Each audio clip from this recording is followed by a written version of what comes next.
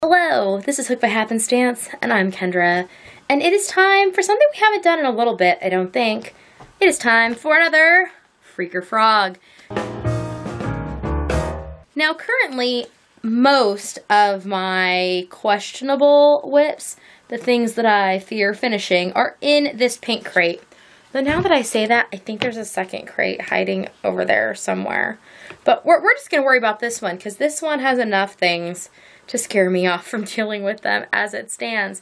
In fact, you can all thank Peachlet for getting me to do this Freaker Frog right now, because I would like to cross Freaker Frog-a-thing off my bingo board for October.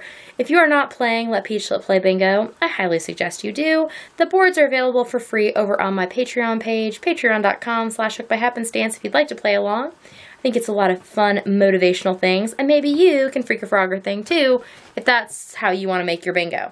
So anyways, this crate has a combination of things that I have been fearing finishing. Things that were put in the naughty corner either because they had problems, because I ran out of supplies, because I ran out of motivation, or because other things just seemed like more fun. So I kept them around for a long time because, you know, they were good projects, had lots of time in them, and so I shouldn't just, you know, part with them because I'd already invested in them. But that whole return on investment thing, at some point you just gotta cut your losses sometimes. And sometimes you just need to invest just a little bit more and you can have a good project. So I'm going to pull the next thing that's on the top of this, and we're gonna decide whether I'm gonna freak out and finish the project as something that can be useful in my life, or maybe a present for somebody, or maybe for sale, who knows, or whether it's time to just frog the thing. So the next thing on the top of this is this. Oh, I know what this is. I made this, so I get in my head from time to time this feeling that I'm going to become active in a group on Ravelry.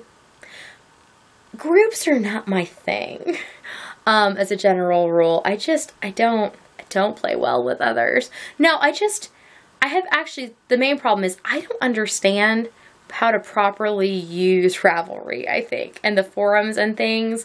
Like, it just does not work easily for me, and I'm not a big, like, I don't feel this great need to document online all the things that I make. That digital record is less meaningful to me than, like, these videos where I talk about the thing, and so there's more information that goes along with it than just, like, something that's database searchable for other people. So I don't use Ravelry a huge amount, but I do go through these phases where suddenly I'm like, I'm going to do a thing with this group, and I'm going to do all their things. And there's one crochet group where I have multiple times, they do a thing a week, like a project, which is good for me because partially I can make things so fast that it's not fun for me to have groups where there's like really long timelines, because either I procrastinate and just don't make the thing at all because I don't get it done in time for the crochet along, or I'm done and it's like, okay, now what do I do for the next 8 weeks? So since I crochet fairly quickly when I get in my head in the game, that's not fun for me. So this group that did things every week, I was like, I'm going to do their thing every week. Thing is, my taste in crochet is not everybody's taste in crochet.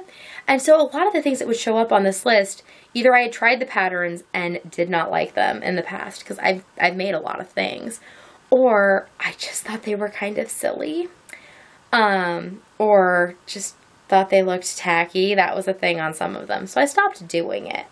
But one of the things I did complete was this, which is a burp cloth that like sits on your shoulder and sits here, and it comes with a free Kendra hair and a free Kuma hair. Yeah, it's got double whammy, and I don't know a single person I would give this to. I don't necessarily think this is practical. I was always a fan of just using cloth diapers because I cloth diapered my kids, so those were also what I used for like burp cloths. So I would never give somebody this either.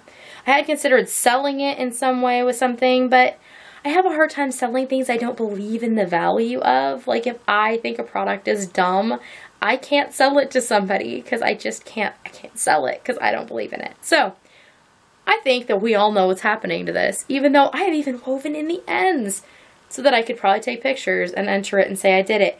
And no, it was not for prizes or anything. That's the thing. I know that lots of people get really into like crochet alongs and stuff because they want the stuff. They feel some great desire to like win the, I don't know, like the giveaway or whatever. No, this group was just for fun. And so I did the thing. I don't like the thing. It's time to frog the thing and take this good yarn because I have more of this pink peaches and cream. I can use it for something. I don't know what yet, but something. Maybe it'll become like a Valentine's mat since I like making mats, and I would like some more like seasonally appropriate ones for my kitchen, so maybe this will become that. But for now, what it needs to become is a ball so that it can go back into stash. So I'm gonna go and frog a thing. As usual, time has passed, and here is what my my resulting frogged ball of yarn looks like. This was one of the fastest, easiest frogging jobs I've done in quite some time. Firstly, it was all in one piece, which I don't remember the last time I didn't have multiple pieces cobbled together, even if it was because there was like knots in the yarn or because I was using scraps or whatever. But one piece, and the ends were really easy to pull out. So clearly I did a real good job weaving them in. Well, the top end was easy to pull out. I just cut the bottom turning row because I clearly split the ply when I wove it in a way that it wasn't worth my time. So I just cut it off like 2 inches. It wasn't a big deal. Now, I'm going to go put this back in stash, and this just, I don't know. I'm not a huge fan of this color, but this ball is just so satisfying. I don't know what it is about it. Color, shape, size, it has a really nice weight. I don't know, but I already like this project better. It was a good decision to frog the thing. So now this is going to go back into stash the rest of the yarn of this type so that I can use it in a future project. So remember, don't leave good yarn in bad projects. This was doing me no good, sitting in a box on my shelf, not being touched. It was never going to be used. So now at least when I go and look in my stash for things to do, this is now an option. And apparently I can just hold it and love this little ball of yarn.